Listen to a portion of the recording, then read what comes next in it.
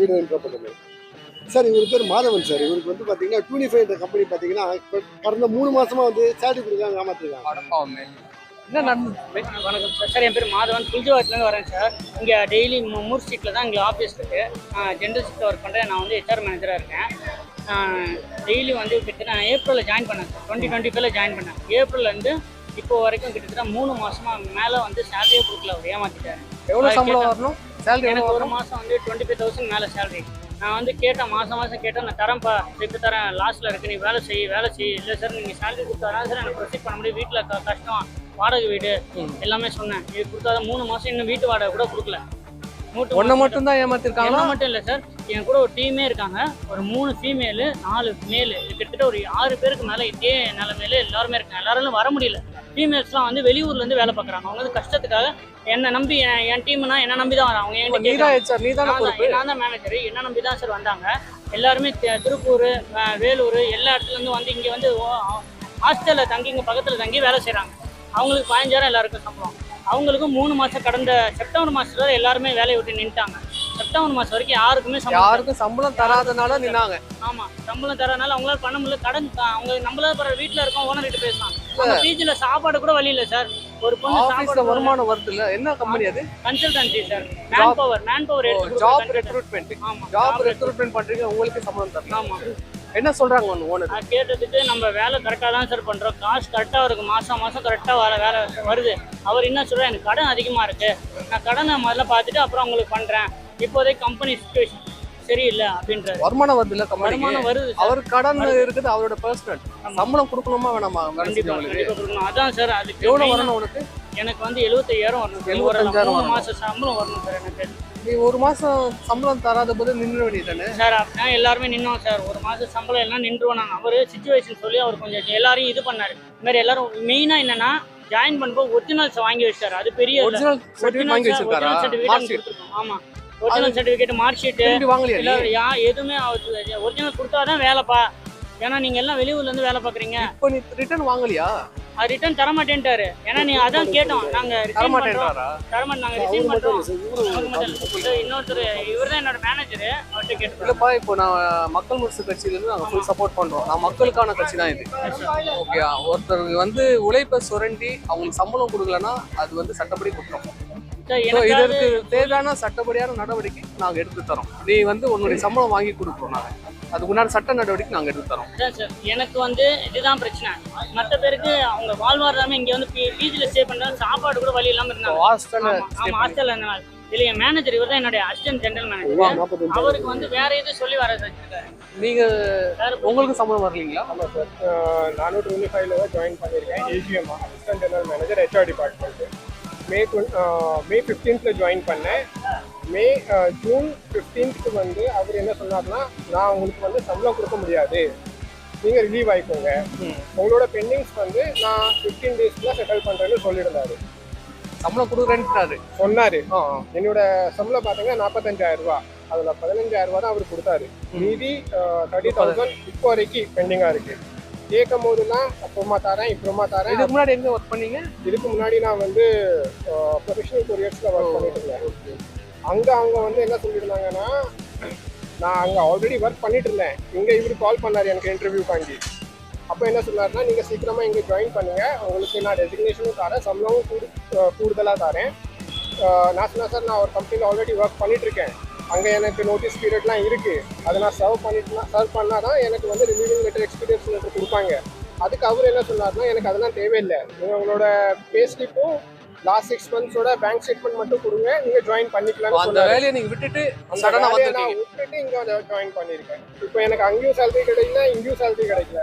கிட்டத்தட்ட 3 மாசமா எனக்கு சேலரி இல்லை. நான் வெளியிலேருந்து 1 லட்சம் ரூபா பர்சனல் லோன் வாங்கி நான் வீட்டை ரன் பண்ணிட்டு இருக்கேன்.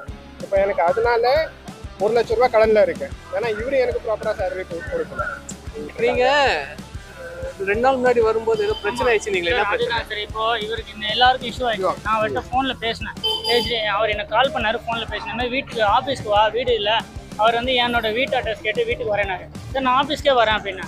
சார் ஆஃபீஸ்க்கு வா, நான் இத்தனை மணிக்கு வரேன், ஈவினிங் 6 மணிக்கு மேலே என்னை வர சொன்னார். அவர் ஆஃபீஸில் வந்து அப்போ லாக் பண்ணிடுறேன்னா மேலே ஒரு ஷோரூமில் உட்காந்துருக்காரு. உட்காந்து என்னை கூப்பிட்டாரு. நான் பேசினேன், ஜென்ரலாக பேசினேன். பேசுனதுக்கு நீ யாரை கேட்டு நீ எல்லாரையும் டெஸ்ட் பண்ணுவ, யாரை கேட்டு நீ சேலரி கேட்பியா, நீ சம்பளம் கேட்பியா, அப்படிதான் என்ன எதிர்த்து பேசுவியா அப்படின்னு சொல்லிட்டு வந்து அடிக்க வராது சார் என்கிட்ட. அடிக்க வந்தாரா? ஆமா அடிக்க வராது சார். நான் எப்படி சார், நான் வந்து மாசம் ஆதாரம் ஏதாவது வச்சிருக்கியா? இருக்கு சார். என்ன இருக்கு? வீடியோ எடுத்து வச்சிருக்கேன். வீடியோ இருக்கா? தெரியுமா? அடிக்க வரது வீடியோ இருக்கா? சரி பாத்துக்கலாம். வச்சிருக்கேன். அவர் வந்து என்னன்னா, அவரு யாருக்குமே சம்பளம் கொடுக்க மாட்டேன் அப்படின்ற இதுல மைண்ட்ல இருக்காரு, மைண்ட் செட்ல. எல்லா ஸ்டாஃபும் அதான் பண்றாரு எல்லாருக்கும். ஆனா இப்ப கம்பெனி நடக்குது. என்ன நடக்குது, முன்னாடி போன அவர் கம்பெனி ஸ்டார்ட் பண்ணதுல இருந்தே ஒரு வருஷமா இப்படிதான் பண்ணிட்டு இருக்காரு. பொண்ணுங்களா எடுப்பாரு, பொண்ணுங்களை எடுத்து பொண்ணுங்களை வந்து டார்ச்சர் பண்ணி வெளியூர்ல இருந்து எடுப்பாரு. இங்க தான் எடுத்தா எல்லாருக்கும் இது பண்ணலாம். வெளியூர்ல இருந்து வரவங்க, வெளியூர்ல இருந்து எடுத்து வரவங்கள பிஜில பண்ண சொல்லிட்டு வேலை செய்யல சொல்லிட்டு போக சொல்லி வந்து எல்லாரும் காசு. அப்போ எல்லாரையும் வந்து எடுக்கிறாரு, வேலையை வாங்குறாரு, சம்பளம் தராம நிற்கிறாரு. புதுசா மறுபடியும் ரெக்ரூட்மெண்ட் எடுக்கிறாரா? எப்படின்னா ஆமா சார், இப்போ என்ன ஏஜிஎம் மூலமா ஏஜிஎம் எடுப்பாரு, மேனேஜர் எடுப்பாரு, டீம் எடுப்பாரு. அப்படிதான் ஒரு கணக்கு. எல்லாருமே 10 ஃபர்ஸ்ட் ஒரு 10 செட் எடுத்து முடிச்சிட்டாரு, போயிட்டாங்க. எல்லாரும் ஃபோன் பண்ணா அத்தனை பேருக்கு கதருவாங்க. வர முடியாம ஆமா இருக்காங்க. லவுட் ஸ்பீக்கர் போட்டு ஃபோன் பண்ணுங்க. மேடம், ஹலோ மேடம், கேக்குதுங்களா? மேடம், தலைவர் பேசுறாரு பாருங்க மேடம். நீங்க அந்த சம்பளத்துக்காக பாதிக்கப்பட்டீங்க இல்லையா, மக்கள் முரசு கட்சி தலைவர் பேசுறாரு. ஹலோ சொல்லுங்க, கேக்குதுங்களா? கேக்குதுங்க சார். ஆமா, உங்களுக்கு சம்பளம் எதுவும் கொடுக்கலன்றாங்களே, எவ்வளவு கொடுக்கணும் சம்பளம்? நான் அங்க 2 months இருந்தேன் சார். எனக்கு 1 month கூட வந்து சேலரி ஃபுல்லா போடல. அவரு 6,400 தான் போட்டாரு. ஓகேங்களா, அது போட்டுட்டு அதுக்கப்புறம் பேலன்ஸ் வந்து அவர் போடவே இல்லை. அவர் கேட்டாலும் ப்ராப்பர் ரெஸ்பான்ஸ் இல்லை. அப்புறம் அவரே மெயில் அனுப்பிச்சாரு, அவர் மெசேஜஸ் எல்லாம் போட்டாரு, இந்த மாதிரி தருகன்ட்டு. பட் ஆனால் எந்த ரெஸ்பான்ஸும் இல்லை. எப்போ கேட்டாலும் வேலை செய்யல இப்படியே தான் சொல்றாரு. வேலை செய்யலை அப்படின்னா நான் வேலை செஞ்சுட்டு தான் இருந்தேன். அவர் வந்து அவரோட பாயிண்ட் ஆஃப் வியூல என்ன வச்சிருக்காருன்னு தெரியல. ஸோ வந்து அவர் அப்ரோச்சும் வந்து இதுவாக இல்லை. அவர் லைக் ஏமாத்துற மாதிரியே தான் பேசுறாரு, அந்த மோட்டிலே தான் பேசுறாரு. இல்ல, உங்களுக்கு மட்டும் இல்ல, இங்க வேலை செஞ்ச யாருக்குமே சம்பளம் தராம ஏமாத்திருக்காரு. எல்லாருமே வந்து சேர்ந்து கம்ப்ளைண்ட் கொடுக்கலாம்னு சொல்லியிருக்காங்க. இப்ப நம்ம மக்கள் முரசு கட்சியில வந்து கேட்டிருந்தாங்க, அதன்படி நான் வந்திருக்கேன். நீங்க கம்ப்ளைண்ட் கொடுக்கும்போது நான் சொல்றேன், நீங்க அப்போ வாங்க, சரிங்களா? 25 இன்ஃபோசிஸ் பிரைவேட் லிமிடெட் சென்னை பாரிஸ்ல இருக்கு இந்த கம்பெனி. இந்த கம்பெனியில் இருக்கிற உரிமையாளர் என்ன பண்ணுறாங்கன்னா, எல்லாரையும் வந்து ரெக்ரூட்மெண்ட் பண்ணுறாரு, ஸ்டாஃப் எல்லாம் எடுக்கிறாரு.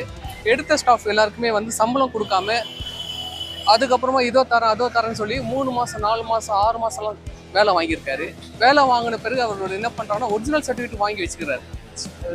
வேலைக்கு ஜாயின் பண்ணும்போதே ஒரிஜினல் சர்டிஃபிகேட் வாங்கி வச்சுட்டு சம்பளம் கொடுக்காம ஏமாத்திருக்காங்க. இது ஒரு ஸ்டாஃபுக்கு 2 ஸ்டாஃபுக்கு கிடையாது, மொத்தம் வேலை செய்கிற எல்லாரும் 10 பேரையும் ஏமாத்திருக்காரு. அதுக்கப்புறம் 10 பேரையும் நீக்கிட்டு புதுசாக மறுபடியும் ஒரு 10 பேரை வந்து வேலைக்கு வச்சிருக்காரு.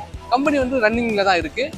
பட் எல்லாரும் என்ன சொல்றாரு அப்படின்னா, நீங்க லேபர் கோர்ட்டுக்கு போங்க, நீங்க சரியா வேலை செய்யல, அந்த ஒரு ரீசன் தான் சொல்லியிருக்காரு. ஒரிஜினல் சர்டிஃபிகேட் கேட்டாலும் அது கொடுக்காம இழுத்தடிக்கிறாரு. இந்த மாதிரி தொடர்பாக வந்து எங்ககிட்ட வந்து புகார் கொடுத்துருந்தாங்க. ஸோ இந்த புகார் படி நாங்களும் வந்து பக்கத்து கம்பெனி சைடில் அந்த கம்பெனி இருக்கிற அந்த பேரோட விசாரிச்சதுல அவருடைய முழு நேர வேலை, அந்த ஓனர் பேர் நம்ம ராஜ், மிஸ்டர் ராஜ், அவர் தான் அதோட உரிமையாளர். இங்கே வந்து HR சர்வீஸ் பண்ணுறாங்க, அதாவது ரெக்ரூட்மெண்ட், ஜாப் கன்சல்டன்சி, இந்த மேன் பவர் எல்லாம் வந்து மற்ற ஆஃபீஸ்க்கு எல்லாமே வந்து கேண்டிடேட் அனுப்புகிறாங்க. ஓகேங்களா, ஸோ மேன் பவர் கன்சல்டன்சி பண்ணுறாங்க. இவர் வந்து ஒட்டுமொத்தமாக யாருக்குமே சம்பளம் தராமல் இளைஞர்களை வந்து இந்த மாதிரியான மன உளைச்சலுக்கு உண்டாக்கி இருக்காரு. இது வந்து கடுமையாக கண்டிக்கத்தக்க ஒரு செயலாகும். இதற்காக வந்து நாங்கள் வந்து சட்டப்படி அவர் மீது நடவடிக்கை எடுத்து பாதிக்கப்பட்டவர்கள் அனைவரையும் ஒன்று சேர்த்து அவர்களுக்கு உரிய அந்த நிவாரணம் கிடைக்க நாங்கள் நடவடிக்கை எடுப்போம் என்று தெரிவித்துக் கொள்கிறோம். ஆமாம், இது தம்பி மாதவன். இவர் 2 நாள் முன்னாடி வந்து இந்த கம்பெனியில் அந்த ஓனரை போய் பார்த்துட்டு என்னுடைய ஒரிஜினல் சர்டிஃபிகேட் கேட்டிருக்காரு, ப்ளஸ் சம்பளம் கேட்டிருக்காரு. அதற்கு இவர் தாக்க முற்பட்டிருக்காரு. அந்த வீடியோ ஆதாரமும் இவர்கிட்ட இருக்கு. ஸோ இது தொடர்பாக வந்து நம்ம காவல் நிலையத்தில் புகார் கொடுத்து அவர் மேலே நடவடிக்கை எடுக்கணும். இது எதுக்காக நாங்கள் வந்து பப்ளிக் நியூஸில் கொண்டு வரோம் அப்படின்னா, இனி வேறு யாரையும் அவர் ஏமாற்றக்கூடாது. இதனால வந்து ஒரு இளைஞர் வந்து ஒரு வேலைக்கு வராங்கன்னா குடும்ப சூழ்நிலை காரணமாக வராங்க, அவங்களுக்கு எவ்வளோ கமிட்மெண்ட் இருக்கு. இதெல்லாம் விட்டுட்டு சம்பளம் கிடைக்கும் வேலை செய்கிறாங்க. அப்படி இருக்கும் பட்சத்தில் சம்பளம் கொடுக்காம இழுத்தடிச்சு அவங்கள மன உளைச்சல் உண்டாக்கி அவங்களோட சூழ்நிலை, குடும்ப சூழ்நிலையே வந்து தலைக்கெல்லாம் மாறுது. ஸோ இதை மிகவும் கண்டிக்கத்தக்கது. அவர் மீது கண்டிப்பாக நாங்கள் வந்து மக்கள் முரசு கட்சியின் சார்பாக நடவடிக்கை எடுப்போம் என்று தெரிவித்துக் கொள்கிறேன். யாருன்னா இருக்கா கூட பார்க்க மாட்டேன். நீங்க காசுக்குள்ள எல்லாரும் ஏமாத்துறீங்க, எல்லாரும் ஏமாத்துறீங்க, என்ன எல்லாரும் ஏமாத்துறீங்க, காசை ஏமாத்துறீங்க. 10,000 சார் கொஞ்சம் உட்காருங்க. வேலை செய்யல 10,000 தரணும் போக மாட்டாங்க. எல்லாரையும் ஏமாத்திருக்காங்க. ஜெயலட்சுமி அதுக்கு மேல வெளியிட்டா எல்லா விஷயத்தையும் பேசுவேன் சார். எல்லாரும் பேசினேன். எல்லாரும் தான் என்ன சப்போர்ட் பண்ண சொன்னாங்க. ஏன்னா டீமுக்கான வேலை செஞ்சு தான் ஆகணும். அது எல்லாருக்கும் தனித்தனியா வர வச்சு கேளுங்க.